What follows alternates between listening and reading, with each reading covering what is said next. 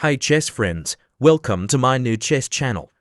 Today I will share the game between Magnus Carlsen and Wesley So. Let's dive into the game.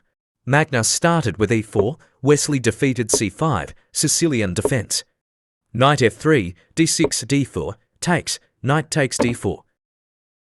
Magnus located knight and pawn on the center of the board. Wesley activates his knight f6 and tries to take undefended pawn. Knight c3 moves for defending pawn. While Sicilian defense c-pawn used and diagonal to black's king is open now. Therefore b5 square needs to protect, a6. In order to prevent black's knight and bishop coming to g4. Magnus places its bishop to e2. To develop bishop, Wesley needs to move either g2 or e2 pawns. And then easy short castling, under attack by pawn. Magnus moves knight to b3 and now he holds a5 to c5 squares to control. Now bishop to e7. Magnus finds black's knight in f6 no good place to move rather than g8. For this reason, he attacks to knight by moving bishop g5. It seems that Wesley do not have intention to move knight g8 and prefer to move bishop to e6 and opens free square for his knight. After taking knight by bishop, d6 pawn will be weak position. Subsequent long castling Magnus will have an opportunity to attack it. Black takes knight, Wesley takes by bishop.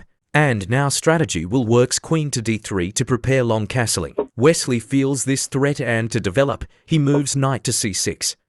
Long castling, knight d4 is right place to attack to many figures. And at the same time to defend d6 pawn not to take as a free cake. Magnus looking forward this knight coming. And takes it by his knight. Takes d4, knight d5, bishop takes knight d5 and pawn takes d5.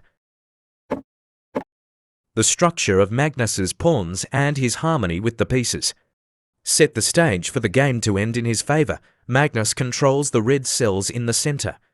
The blue cells are Wesley. Now it's time to develop rooks. Wesley does short castling. Queen moves to right square in queenside to protect center's pawn. Rook moves to e8 to control e path. Wesley finds a way to move queen to work together with bishop.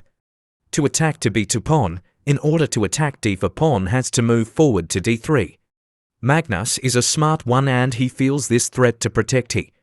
Understand that is the best move is bishop d3. Wesley moves rook e4 to attack d4 pawn. King b1, queen a5. Magnus calculates that if Wesley to e5 pawn which is a trap, then his rook will know way to run. Let's know how he starts to develop new strategy. g4, rook e8. Two rooks and queen together attack e1 square to checkmate.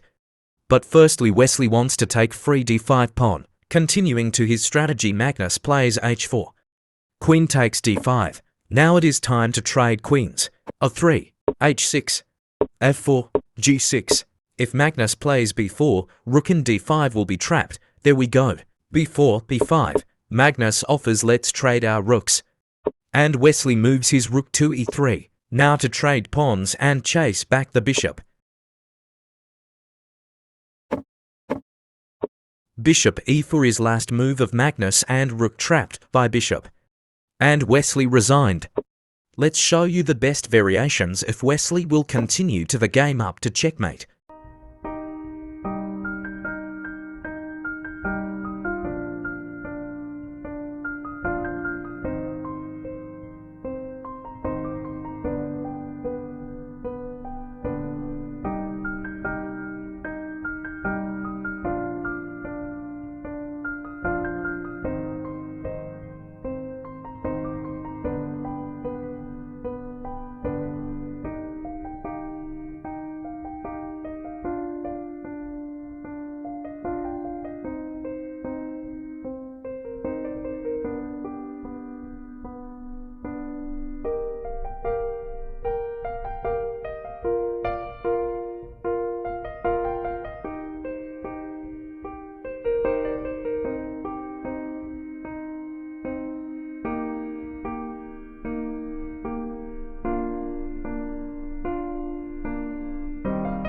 Please subscribe to Stockfish's new chess channel.